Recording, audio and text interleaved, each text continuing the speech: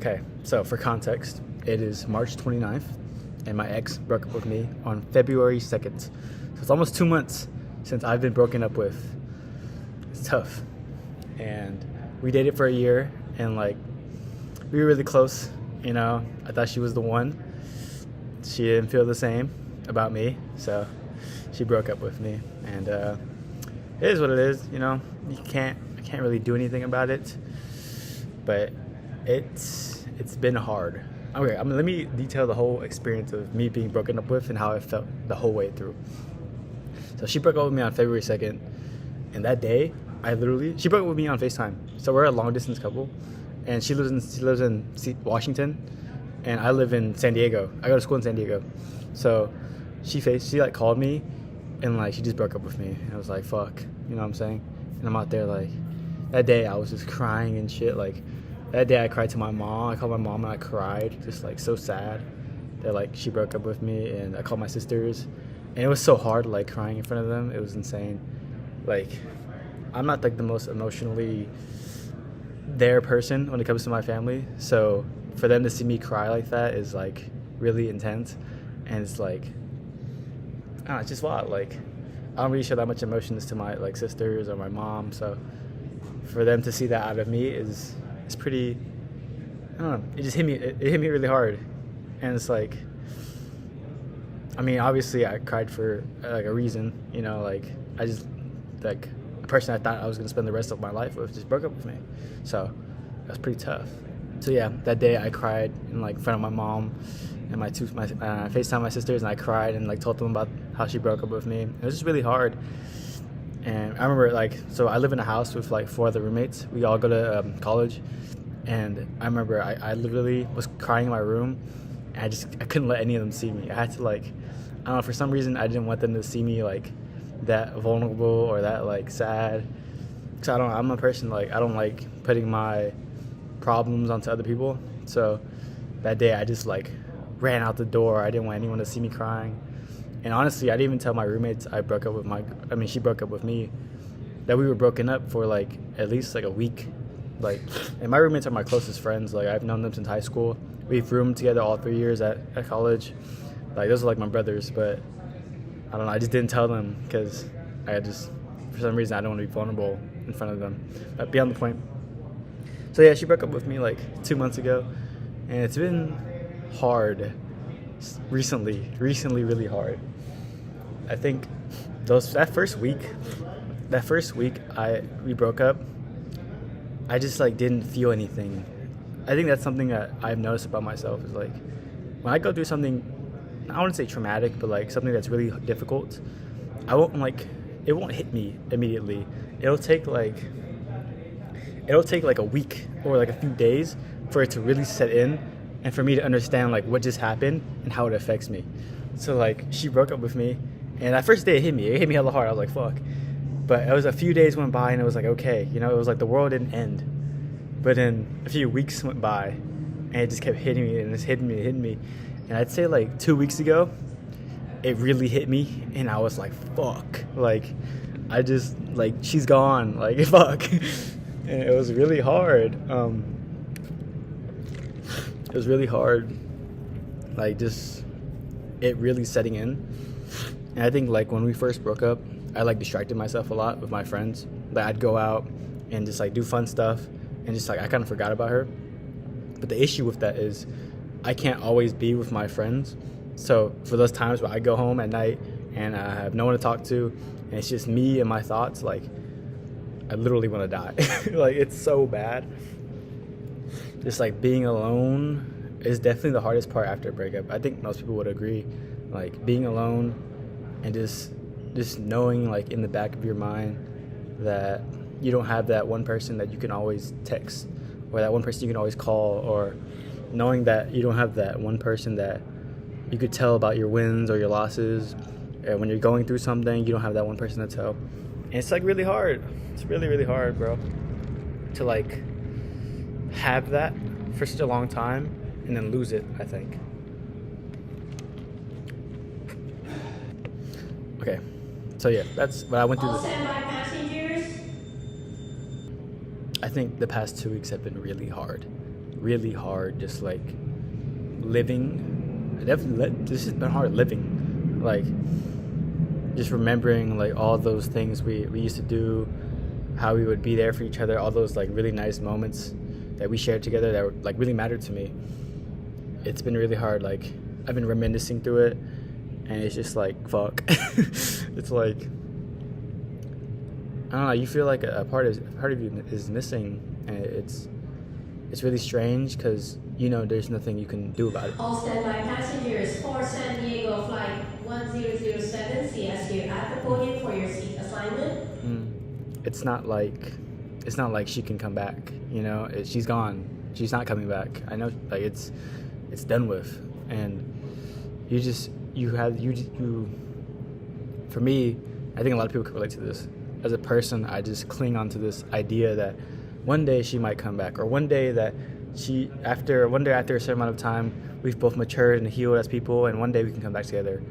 But that's really unrealistic. And to live life expecting that other person to come back into my life and fill that hole that they used to fill is really unrealistic. And that's something I'm struggling with. Is I just keep thinking like, hey, one day maybe she'll come back. Maybe we'll pick up right where we left off. Maybe all time will heal our wounds. But I just can't think like that because I'll never heal. I'll always be. If I think like that, I'll always be expecting something to come that will never come, and it sucks. And like, that's my dilemma right now. I'm trying to live life removed from the idea that she might come back. And my other dilemma is that I'm struggling with imagining a world where I'm not with her. That's something that's really hard for me to. That's something that's been really hard for me to live with and like move forward with.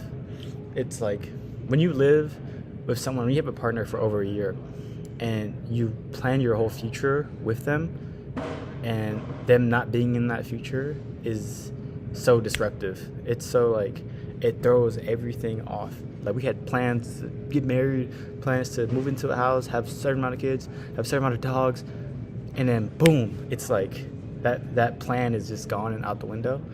And so you kind of have to refigure your future, and like you have to tell yourself it's gonna be okay. And that's easier said than done. Like all my friends have told me, like, hey, it's gonna be okay. Hey, you'll find someone better. Hey, you'll find someone who meets what you want, and you'll find someone who is exactly what you're looking for. That's what my friends tell me. That's what the internet tells me. But it's so hard to believe it. It's, for me at least, it's really hard to believe the idea that someone is gonna come into my life and someone's gonna come into my life and mean as much as she did to me. It's hard. Fuck. I think so. One thing about me is like I used to be a really optimistic person. Like I was always a believer in like, hey, everything happens for a reason. Hey, everything's gonna work out. Hey, just because you can't see the future doesn't mean it's gonna be bad. It's gonna be good. Like I always thought everything would always work out. But ever since like my ex and I broke up, I guess like it's so hard to remain optimistic with life.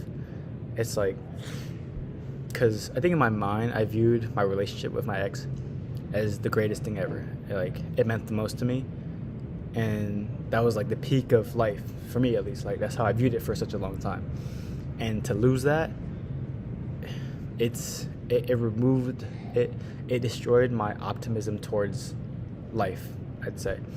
It made it so I can't see the brighter side. I can't see that everything happens for a reason, and I can't see that everything is going to work out, and I can't see that I can't see the other side of the rainbow, pretty much, like. And it's really hard, and I'm trying to get that back, that belief that everything's gonna work out, but it's just hard. It's just hard. It's really hard. I think one thing I'm learning right now is how to live life without them. So I think for me, when I went through kind of like my first heartbreak, so this is like my second heartbreak, but this second heartbreak is on a way deeper level than the first. But when I went through my first heartbreak, I felt those same similar symptoms of how to. I felt those same symptoms of how it was really hard to remain optimistic, and I'm going through that with the second one. But one thing I'm trying to do is just to go out there and experience stuff on my own and learning how to appreciate those experiences alone. I feel like where I'm at in my life, I'm trying to learn how to live life without another person right there by my side at all times. Because that's kind of what life was like when I had my ex with me. It was like that person was always there, and I was so interactive with them, and I shared everything with them, and I never really appreciate certain moments just for myself. So I feel like that's where I'm at right now. Like, I'm trying to learn how to go out and experience stuff and just learn how to be alone. That's definitely the hardest part. I need to learn how to be alone, and that's okay. That's a lot easier said than done. Because when you have that person that was always there for you, and just to not have them there, you become so reliant on them being there, them talking to you, them interacting with you. And I'm just trying to learn how to live my life without them and learn how to be alone, pretty much. I would also say one thing I'm struggling with is like I think my ex kind of tears me down a lot on like to her friends and like on social media, and it's whatever. But I don't know, I feel like part of me wants to like get revenge on her and like tear her down equally as much. And I feel like deep down I know that's really wrong, and I know I would never do it, but part of me wants to do it because she's doing it to me, but I need to be the bigger person and not do it. Does that make sense? Does that make sense? Because like the one thing I never want to be is I don't ever want to tear you down in order to help me heal, because I feel like that doesn't actually help me heal. It's just me tearing you down so I can feel better about myself, which I know is wrong. So like when I see her like tear me down, I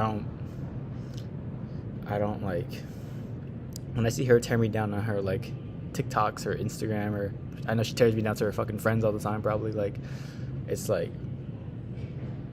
I don't want to be that person, because although it didn't work out in the end, you did mean everything to me at one point, and I did love you, and I probably still love you. So for me to talk shit about you, to tear you down in private or in public, that's one thing I never want to do, because I feel like it's almost a disservice to the time we spent together and my memory of you. I want to try to remember you in the brightest lights possible, and like our best moments and our best time we spent together. And I feel like if I go on this path of revenge to make you feel shitty about who you are, it doesn't serve me any justice, and it just ends up hurting you, which I don't want to do, and it doesn't help me in the long run. But it sucks because like she like shits on me, so I kind of want to shit on her, like fuck you. But I know that's not the right thing to do, and I know that like it doesn't help me move forward in my life, you know. I think Shannon Sharp once said like it takes a special type of person to be hurt and not want to hurt the other person back. And I don't know, I guess in this situation I need to be the bigger guy, but it's hard because when you get hurt, it's your reaction to hurt the other person back.